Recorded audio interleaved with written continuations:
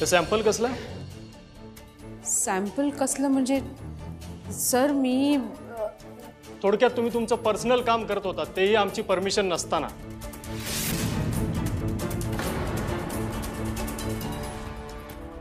काय दलजीत, मी तुला सांगितलं होतं ना की कोणतंही पर्सनल काम करताना कॉलेजची प्रॉपर्टी अथवा मटेरियल आपण वापरू शकत नाही.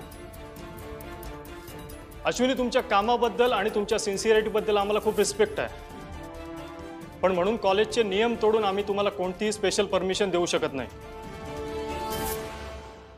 तुम्हीच म्हणाला होतात ना की तुम्हाला कोणतीही स्पेशल ट्रीटमेंट नको म्हणून, तुम्हाला बाकीच्या स्टुडंट सारखी ट्रीटमेंट मिळावी, आणि आता हे स्पेशल परमिशन वगैरे म्हणजे आश्चर्यच आहे.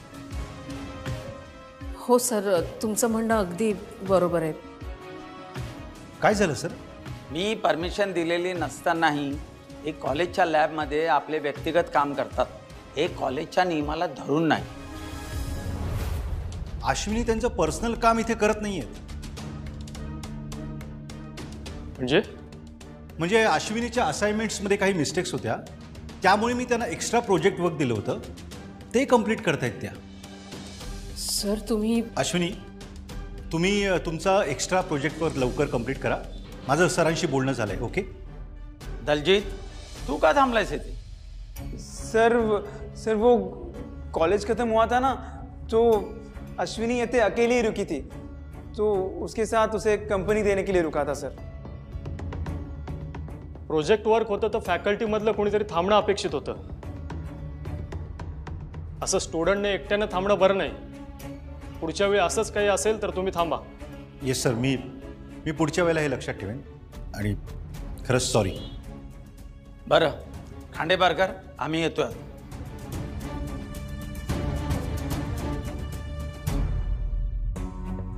अश्विनी, तू मला आधी सांगितलं असतंस तर मी सरांशी बोललो असतो. खरं तर मी परमिशन नसताना कॉलेजची लॅब वापरली, त्याचे रिएजन्स वापरले,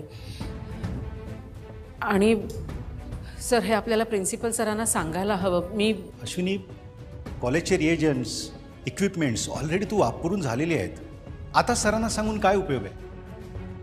पण तुम्हाला जर खूप गिल्टी वाटत असेल तर तुमचे ड्यूज मी तुमच्या रेकॉर्डला लावेन. तुम्ही फायनल क्लिअरन्सच्या वेळेला ते देऊ शकता. दलजीत, तू माझ्याशी खोटं बोलायला नको हवं होतंस.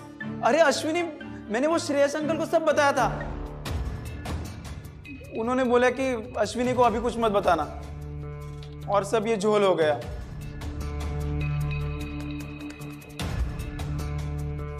सॉरी सर, मी तुम्हाला ना म्हणजे मी आता निघते, मी नंतर येऊन भेटते सर तुम्हाला. सॉरी.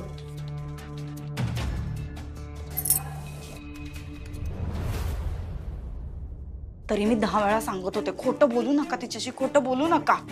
आता ती आल्यानंतर प्रचंड चिडणार आहे. तिला काय सांगायचं, कसं समजून सांगायचं, तू तुमचं तुम्ही बघा बाबा, मला ओढू नका उगाच त्याच्यामध्ये. हे चुप, सारखं खोटं काय? मी काय मुद्दामून खोटं बोललो? ती टेन्शन मध्ये होती म्हणून मी तुला सांगितलं ना, आणि खोटं नव्हतंच मुळात. फक्त खरं काय ते नाही सांगितलं, आणि नंतर सगळं सांगणारच होतो. रिझन काही असू दे, पण अश्विनीला हे आवडणार नाही. लास्ट टाइम शिल्पीने आणि मी तिला पॅकेज बद्दलच्या ऑफरचं नाही सांगितलेलं ना, केव्हा केवढी चिडली होती.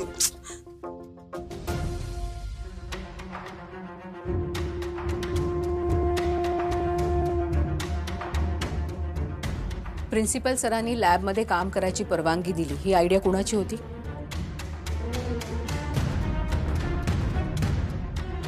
अश्विनी, आम्ही सांगणारच होतो तुला, पण जरा उशीर झाला. कधी सांगणार होते? आणि जर तुम्हाला सांगायचंच होतं तर माझ्याशी खोटं का बोललात तुम्ही? अहो, 2 दिवसापूर्वी तुम्ही मला प्रॉमिस केलं ना की तुला मी सगळं सांगेन, तुझ्याशी खोटं नाही बोलणार, आणि 2 दिवसानंतरच तोडलं.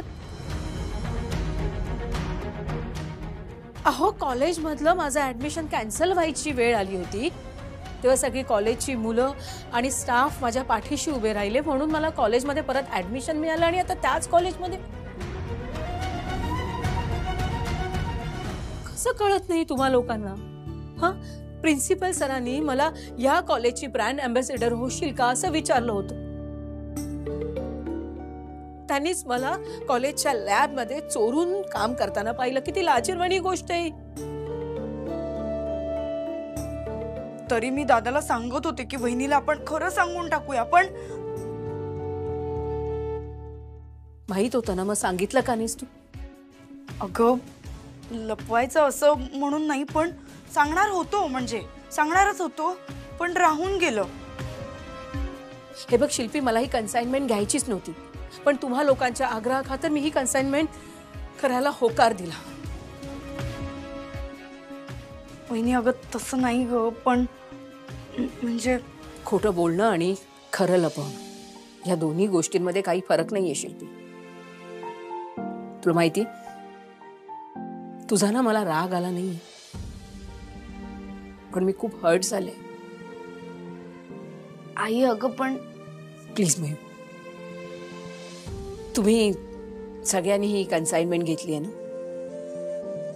मग आता तुम्हीच पूर्ण करा.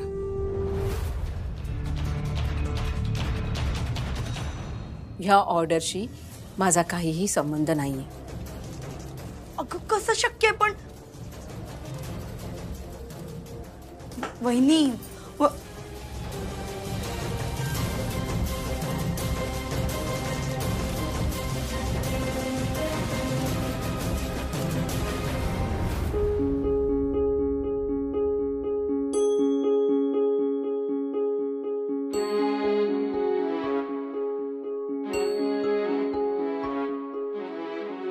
ती मयुरी माझा फोन उचलत नाहीये. मला ना तिच्याशी एकदा नीट बोलायचंय. आणि ती काय बोलून गेली जाताना? तिला माझ्याशी कोणतंच रिलेशन नकोय. कीर्ती ऐक ना, तिला एकदा नीट समजवशील का प्लीज? नाही प्रतीक, मी तुझ्या टच मध्ये हे तिला कळालं होती, आणखी भडकलीये. खूप हर्ट केलंय रे मी तिला. आणि मी तुला आता काय मदत करू? एक तर तिला खोटं बोललेलं आवडत नाही, आणि मी तुझ्यासाठी माझ्या बेस्ट फ्रेंडला नाही हर्ट करू शकत. त्यामुळे जर तुला बोलायचं असेल तर तू तिच्याशी डायरेक्टली बोल.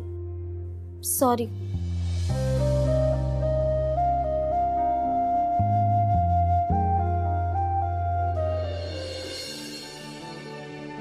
मयुरी, मी तुझ्यावर खूप मनापासून प्रेम केलं आणि ते मी असं गिवअप नाही करू शकत. तुझं मन पुन्हा जिंकण्यासाठी मी वाटेल ते करायला तयार आहे. वहिनी खूप चिडली आहे. तिला आपण काहीच नाही सांगितलं, त्यामुळे इतकी हर्ट झाली आहे ती जेवताना सुद्धा कोणाशी काहीच बोलली नाही. तिला आपल्याकडनं हे एक्सपेक्टेडच नव्हतं. आता कन्साइनमेंटचं काय करायचं? तिच्याशिवाय तर ही कन्साइनमेंट पूर्ण होऊच शकत नाही. प्रोडक्ट बद्दलचं सगळं नॉलेज फक्त तिलाच आहे, आणि आपण तर ऍडव्हान्स घेऊन बसलोय. कसं करायचं? मयू तू तरी सांग का?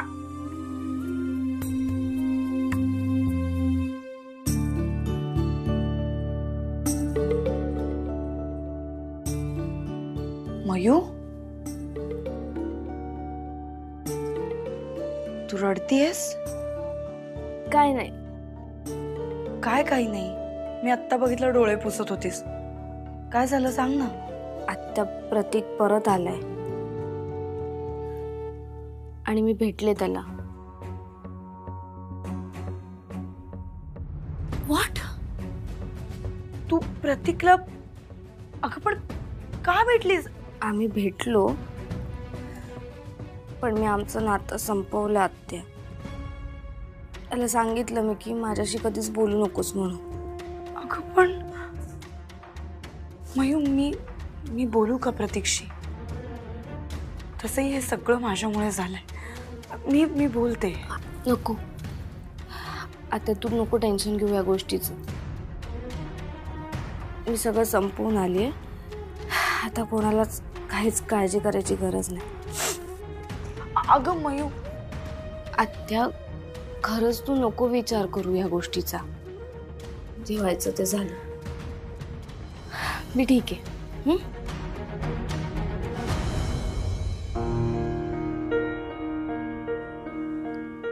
बिचारी मयू, हे सगळं माझ्यामुळेच होत आहे. आधीच इतकी टेन्शन्स आहेत घरात, त्यात हे एक ॲड ऑन. एकाच वेळी एवढी टेन्शन्स का येतात तेच कळत नाहीये मला तर.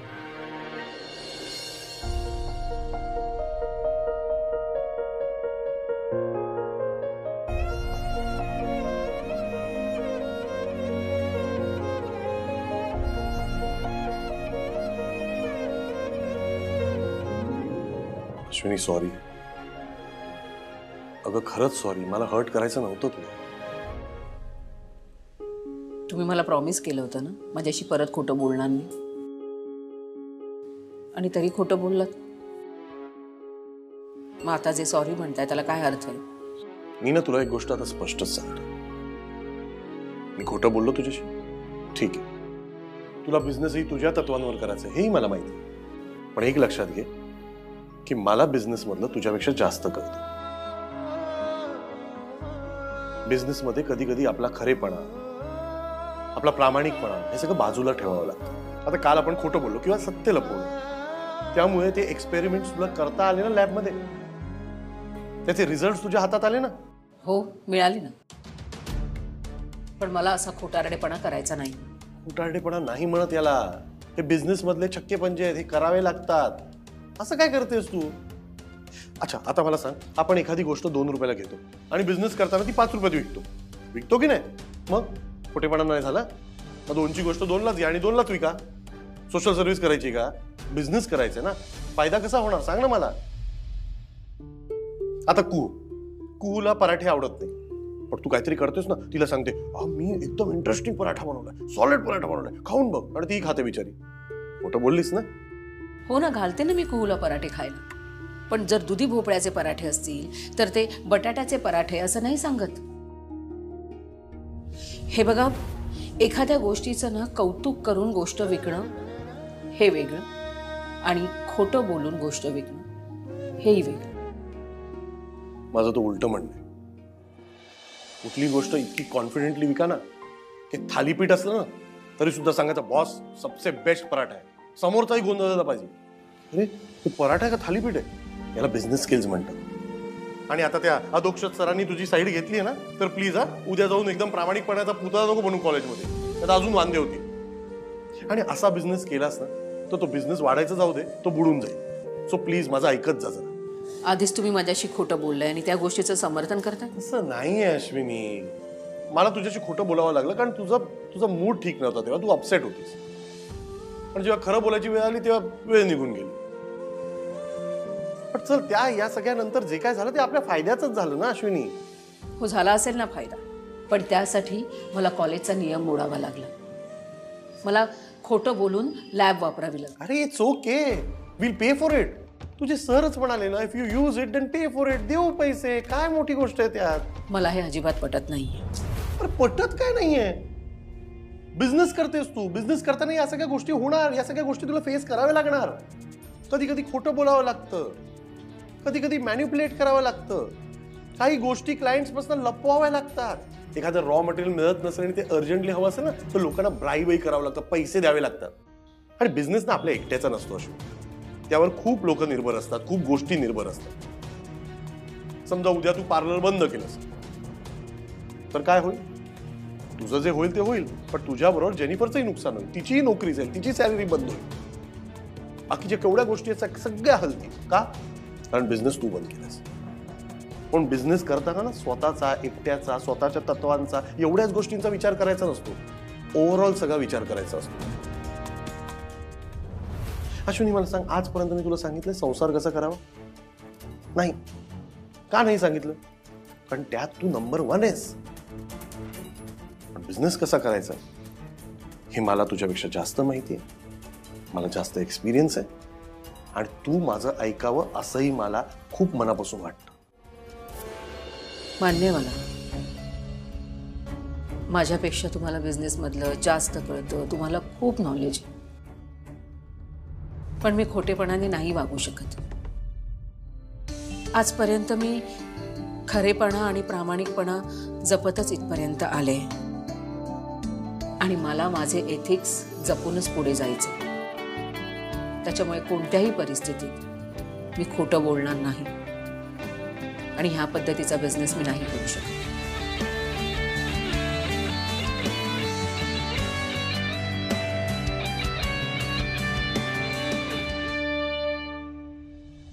काय यार, किती समजवायचं.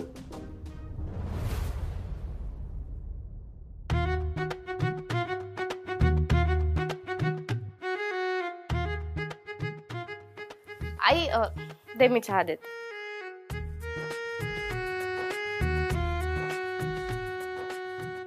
देशातील सनसनाटी उलाढालींवर मुख्यमंत्र्यांचे अजूनही मौन व्रत. आई तू का काही नाही बोलत, तुझा मौन व्रत आहे का? तुला आठवतंय आजीने कसा नवस धरलेला, त्याच्यात तिने मौन व्रत केलेला, तेव्हा ती कसा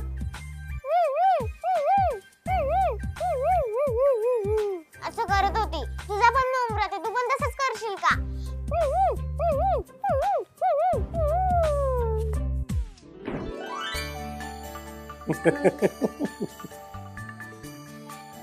आई 500 रुपये हवेत, देशील का? कीर्ती सोबत बाहेर जायचंय. हो थोड्या वेळाने देते. हो चालेल.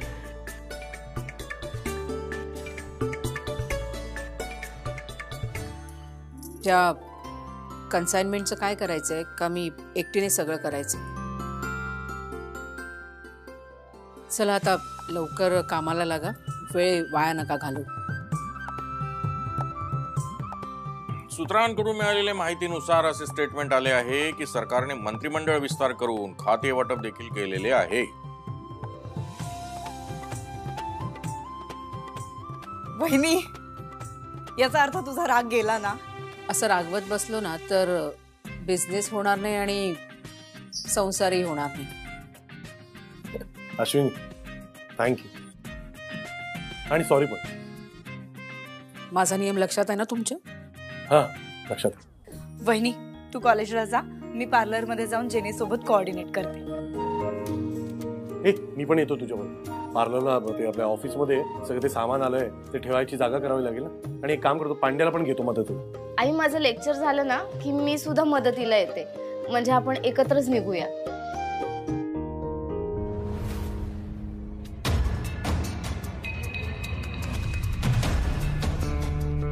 मी आत येऊ का?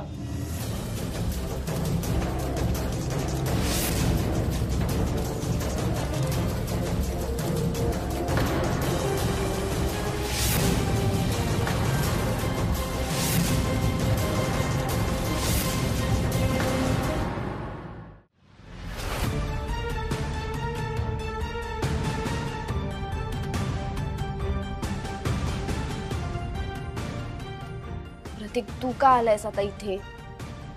मयुरी मी तुला भेटायला नाही आलो, माझं तुझ्या आईकडे काम आहे. अश्विनी मी आत येऊ? ये.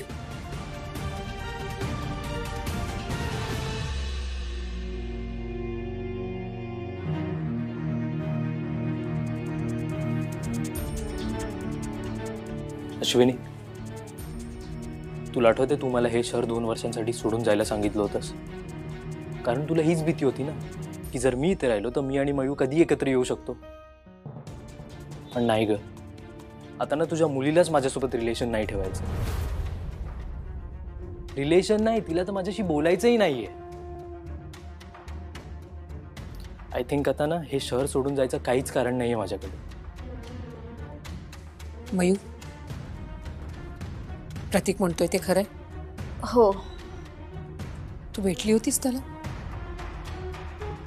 आणि याबद्दल मला काहीच बोलली नाहीस तू?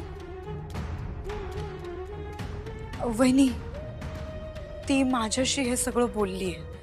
आई मी त्याला भेटले खरंय, पण प्लीज तू चिडू नकोस ना. मी एकदाच भेटले त्याला आणि ते पण हे सांगायला भेटले की माझा आणि त्याचा काही संबंध नाहीये म्हणून. ऐकलंस? तुझ्या कानांनी ऐकलंस ना? आता मी इथे ह्याच शहरात राहणार. आय होप तुला काही प्रॉब्लेम नसेल. नाही, काहीच प्रॉब्लेम नाहीये मला. जर मयूने तुझ्याशी कोणत्याही प्रकारचे संबंध ठेवले नाहीये तर तू कुठे राहा, काही कर, मला त्याच्याशी काही देणं घेणं नाहीये प्रतीक.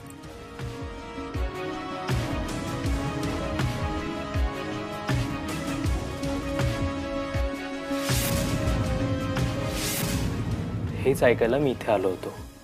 प्रतीक, एक गोष्ट ना कायमची लक्षात ठेव. तुझा मयुशी आता काहीही संबंध नाहीये आणि या घराशी, त्यामुळे तिला कोणत्याही प्रकारचा त्रास होता कामा नये. बाय मयुरी.